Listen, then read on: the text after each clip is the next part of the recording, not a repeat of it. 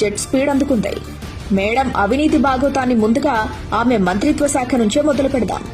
అంగన్వాడీ పోస్టుకు 10 లక్షలు, ఆయా పోస్టుకు 5 లక్షల చొప్పున మేడం అమ్ముకున్నారు. ఇక చిక్కీల కొనుగోలులో 70 కోట్ల అక్రమాలు, కోడిగుడ్ల సరఫరాదారుల నుంచి కమిషన్ గా 60 కోట్లు, సరుకుల కొనుగోలులో అక్రమాల ద్వారా 120 కోట్లు పిండుకున్నారు ఉషా శ్రీచరణ్. తన అవినీతికి ఆమె పెట్టుకున్న ముద్దు పేరు ఎంటాక్స్, అంటే మినిస్టర్ ట్యాక్స్ అన్నమాట. ఇప్పుడు మినిస్టర్ గారి అక్రమ దందాల గురించి చెప్పుకుందాం. మొదటగా ఇసుక అక్రమ దందా.